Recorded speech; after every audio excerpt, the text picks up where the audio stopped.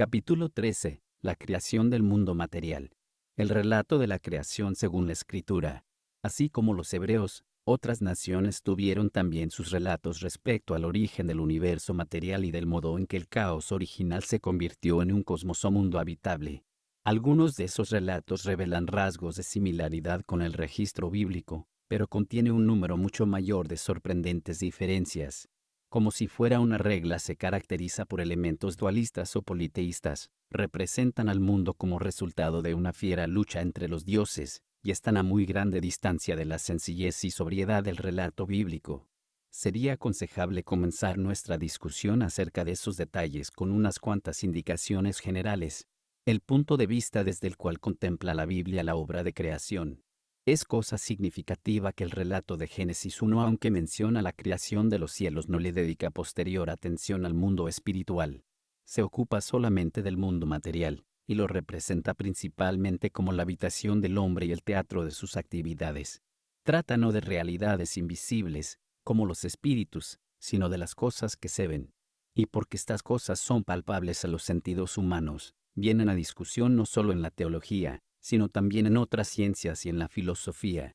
Pero en tanto que la filosofía trata de investigar a la luz de la razón el origen y la naturaleza de todas las cosas, la teología halla su punto de partida en Dios. Por su revelación especial se deja guiar respecto a la obra de creación, y considera todas las cosas en relación con él. El relato de la creación es el principio de la revelación que Dios hace de sí mismo, y nos informa de la relación fundamental en que todas las cosas, incluso el hombre, se encuentran respecto a él. Acentúa la posición original del hombre, para que los hombres de todas las épocas tengan un adecuado entendimiento del resto de la Escritura como una revelación de la redención. Aunque no pretenda darnos una cosmogonía completamente filosófica, contiene elementos importantes para la construcción de una verdadera cosmogonía. El origen del relato de la creación. La investigación sobre el relato de la creación ha surgido repetidamente, y el interés en él se renovó por causa del descubrimiento de la historia babilónica de la creación. Esta historia, tal como se nos ha dado a conocer, tomó forma en la ciudad de Babilonia. Habla de la generación de diversos dioses, de los cuales Marduk probó ser el principal. Ninguno como él tuvo el poder suficiente para vencer al primitivo dragón Tiamat, y se convirtió en el creador del mundo, a quien los hombres adoran. Hay algunos puntos de similaridad entre el relato de la creación en Génesis y esta historia babilónica. Ambas hablan de un caos primitivo y de una división entre las aguas de abajo y el firmamento de arriba. El Génesis habla de 7 días, y la escritura babilónica está arreglada en 7 tabletas. Ambos relatos conectan los cielos con la cuarta época de la creación, y la de la creación del hombre con la sexta. Algunas de estas semejanzas son de poca significación, y las diferencias de los dos relatos resultan mucho más importantes. El orden hebreo difiere en muchos puntos del babilónico. La diferencia más grande se encuentra, sin embargo, en los conceptos religiosos de los dos. El relato babilónico, a diferencia del de la escritura, es mitológico y politeísta. Los dioses no guardan un nivel elevado, sino que traman y conspiran y luchan. Marduk, únicamente, alcanza el éxito después de una prolongada lucha en la que su fuerza se midió derrotando las fuerzas del mal y reduciendo al orden el caos. En Génesis, por el contrario, encontramos el más sublime monoteísmo, y vemos a Dios llamando a existencia el universo y todas las cosas creadas, mediante la sencilla palabra de su potencia. Cuando el relato babilónico se descubrió, muchos eruditos precisamente dieron por hecho que la narración bíblica se derivaba de la fuente babilónica, olvidando que hay a lo menos otras dos posibilidades, es decir, 1. Que la historia babilónica sea una reproducción espuria de la narración de Génesis. 2. Que ambas se deriven de una fuente común más primitiva. Pero de cualquiera manera que el asunto se conteste, no resuelve el problema del origen de la narración. ¿Cómo se produjo el original, oral o escrito? Algunos lo consideraron sencillamente como el producto natural de la reflexión humana en cuanto al origen de las cosas. Pero esta explicación es extremadamente inadecuada en vista de los siguientes hechos. 1. La idea de la creación es incomprensible. 2. La ciencia y la filosofía conjuntamente se oponen a la doctrina de una creación de la nada. 3. Solamente por la fe podemos entender que el universo fue hecho por la palabra de Dios. Hebreos 11. 3. Por tanto, llegamos a la conclusión de que la historia de la creación fue revelada a Moisés o a alguno de los primitivos patriarcas.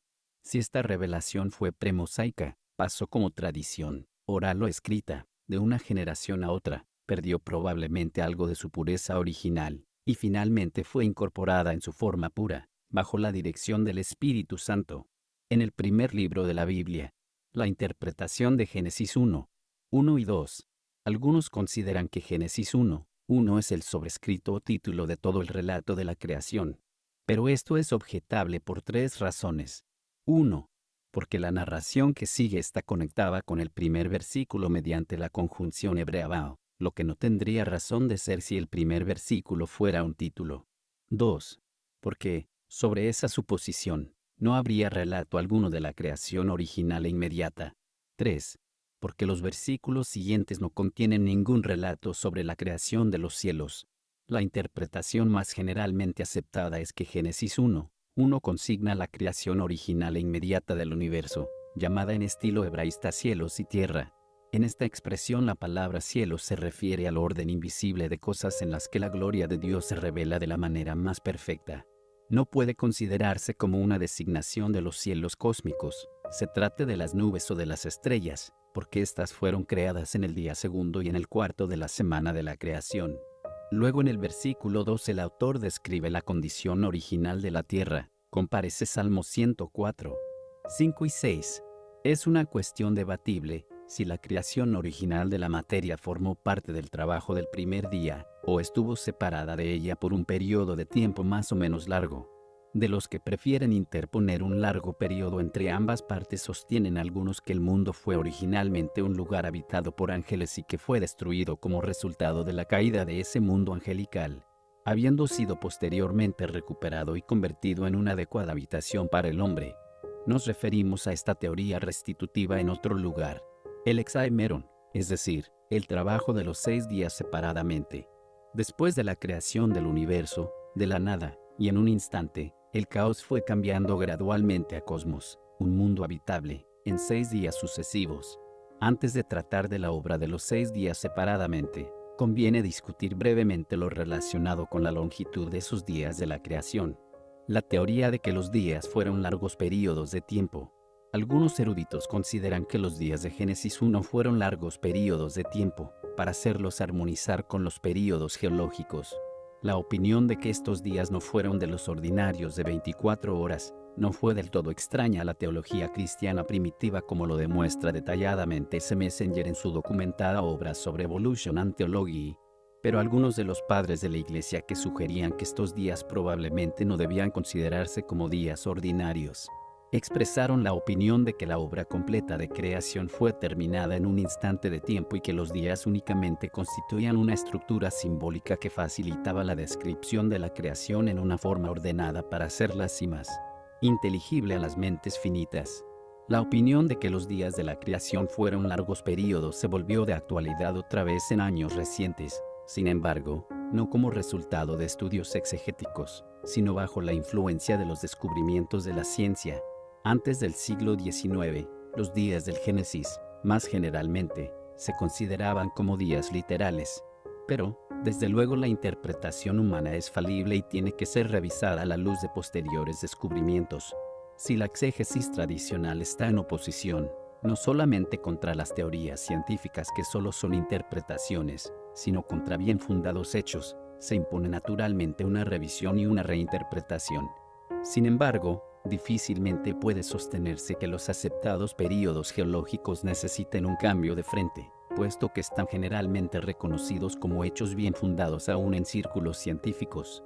Algunos eruditos cristianos, como Harris, Miley, Betex y Gissing, dan por hecho que los días de Génesis son días geológicos. Y tanto Shedd como Ho llaman la atención al extraordinario acuerdo que existe entre el relato de la creación y el testimonio de las rocas, por lo cual se inclinan a considerar los días de Génesis como periodos geológicos. Surge el problema de si es exegéticamente posible concebir los días de Génesis como grandes periodos de tiempo. En este terreno debe admitirse que la palabra hebrea yom no siempre denota en la escritura un periodo de 24 horas y no siempre se usa en el mismo sentido, ni siquiera en el relato de la creación. Puede significar día de luz a diferencia de tinieblas. Génesis 1, 5, 16 y 18, día de luz y tinieblas juntamente. Génesis 1, 5, 8, 13, etc. Los 6 días tomados juntamente. Génesis 2, 4, y un periodo indefinido caracterizado en toda su duración por algún rasgo especial. Por ejemplo, la tribulación. Salmo 20, 1, la ira. Job 20, 28, la prosperidad. Eclesiastés 7, 14, o la salvación. 2 Corintios 6, 2. Actualmente algunos sostienen que la Biblia favorece la idea de que los días de la creación fueron periodos indefinidos y llaman la atención a los siguientes puntos. 1. El sol no fue creado sino hasta el cuarto día, y por tanto la duración de los días anteriores no puede determinarse por la relación de la Tierra con el sol. Esto es perfectamente cierto, pero no prueba el punto. Evidentemente, Dios había establecido, con anterioridad al cuarto día, una alternación rítmica de luz y tinieblas, y no hay base para la hipótesis de que los primeros 3 días medidos así fueron de mayor duración a partir del cuarto. Porque hemos de dar por hecho que Dios aumentó enormemente la velocidad de las revoluciones de la Tierra después de que la luz quedó concentrada en el Sol. 2. Los días aquí mencionados son días de Dios, días arquetípicos de los que los días de los hombres no son sino copias del original. Con Dios 1000 años son como un día. Salmo 90. 4. 2 Pedro 3, 8. Pero este argumento se basa en una confusión de tiempo y eternidad. Dios adentra no tiene días sino que vive en la eternidad muy por arriba de todas las medidas de tiempo. Esta es también la idea que nos trae en el Salmo 90. 4 y 2 Pedro 3, 8. Los únicos días verdaderos de los que Dios tiene conocimiento son los que corresponden al tiempo-espacio de este mundo. ¿Cómo puede deducirse del hecho de que Dios esté sobre todas las limitaciones del tiempo, tal como existen en este mundo en donde se le mide por días, semanas, meses y años, que un día que puede ser un periodo de 100.000 años sea equivalente a uno de 24 horas? 3. El séptimo día, el día en que Dios descansó de sus labores, se dice que continúa hasta el presente y por lo tanto debe considerarse como un periodo de millares de años. Es el día de reposo de Dios. Y este día de reposo no tiene fin. Este argumento presenta una confusión parecida.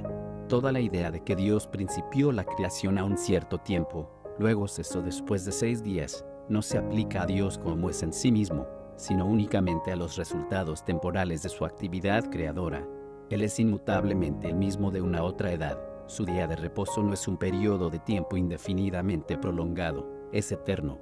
Por otra parte, el día de reposo de la semana de la creación fue un día tan largo como los otros. Dios no solamente reposó en ese día, sino que también lo bendijo y lo santificó, separándolo como día de reposo del hombre. Éxodo 20, 11. Esto difícilmente podría aplicarse a todo el periodo transcurrido desde la creación hasta el presente.